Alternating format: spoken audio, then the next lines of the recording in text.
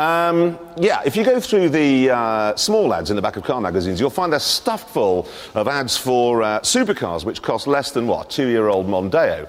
Now, this sounds incredibly tempting, but what are cars like this going to be like to live with? So to find out, we were each given £10,000 and told to go out and buy a supercar that's mid-engined and Italian. Yes, and then we were told to take whatever we'd bought to Bristol, where we would be set a series of challenges. I think you can probably see where this is going. Here's what happened. I was the first to arrive. I've just bought a Ferrari for 10 grand.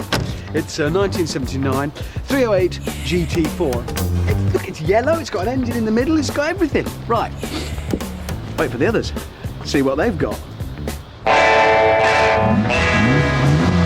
Jeremy was next to roll up.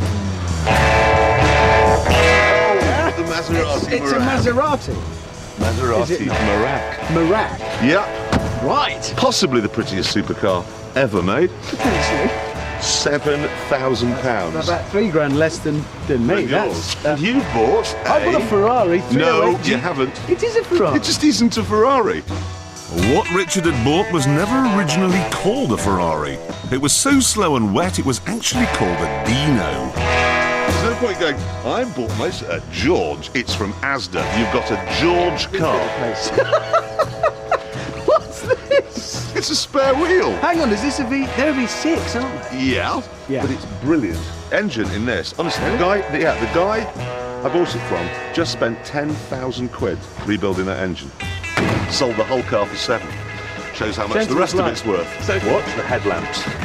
They work brilliantly. Ready? There you go, the headlights are on. But they're... No, you can see they're on if you get down here. Look, there they are, look, can you see them? Yeah. Oh, that's a shame. There you have it. If I let go? You may have noticed we're waffling a bit, and that's because we're waiting for Captain's sense of direction, who we assumed had got lost. You fancy some lunch? Well, it's But getting that way, isn't it? we were wrong.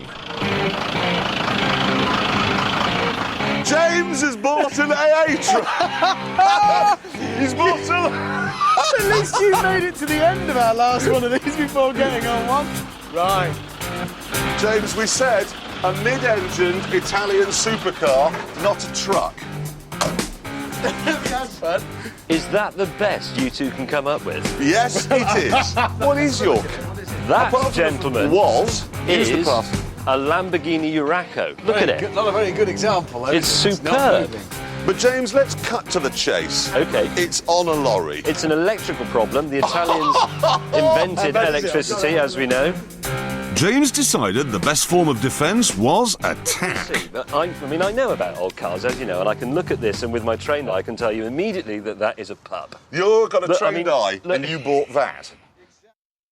So, what had the production team got in store for us? Have a look. Don't do that to my car! Your 70s supercar mission for today is to drive from Bristol to Spearmint Rhino in Slough. That's a lap dancing club. Is it? Oh, you don't know. Well, no, that's what these cars are about. OK, fair enough. You may not use the M4 itself, so we've got to go along the M4 corridor on the wiggly road. Swindon, Yeah, all of that. Reading... Maidstone. Your sense of direction. You mean Maidenhead?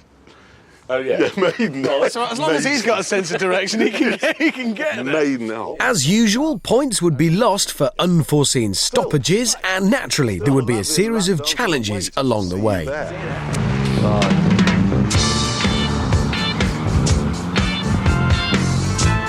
What I love about this particular Merak is that it is the SS, one of the later ones, very rare. They only made 652 of them. Now, this is kind of heavy A-road traffic through town, stop-start stuff. I'd expect it to overheat here, frankly, and nothing. Water temperature, oil pressure, all perfect. I wonder if James has got his alternator going yet. He had, sort of. Right, the battery is discharging, the oil temperature is very high, the oil pressure is very low, the engine temperature is off the end of the scale, I'm running out of petrol, but the clock is correct.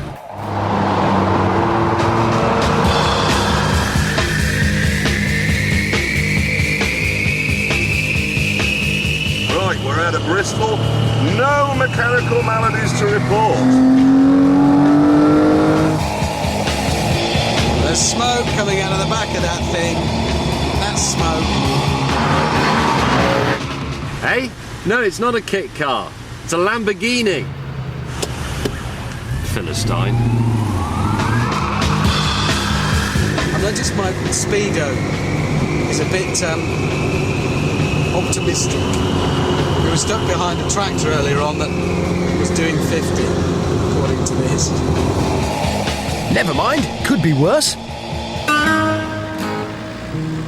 Yes, James had run out of electricity again. I just can't believe somebody's put a Ferrari badge on that when it isn't one. But there you are, you know, you makes you happy. How can they say not a Ferrari? It was named after Enzo Ferrari's tragically dead son and built to fit old man Ferrari himself. What a marvellous day. Sun shining, Maserati to drive, endless scope for laughing at Hammond for buying the wrong car and James for buying one that doesn't work. Actually, I'd got my car working, and what a car! Of course, in its day, the Urraco was one of the fastest and most exciting four-seater cars you could buy. 142 miles an hour, 0 to 60 in about 6.5 seconds. That was ever such a long time ago, though. Meanwhile, Jeremy and I were nearing our first challenge. Castle Combe Racing Circuit. You have got to be kidding. Racetrack. That's when we see the Maserati come good. I'm feeling confident. So, why was Hammond nervous?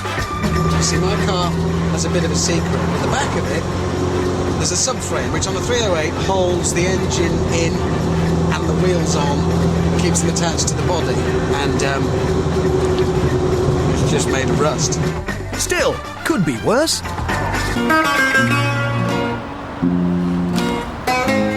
Yes, James had broken down again.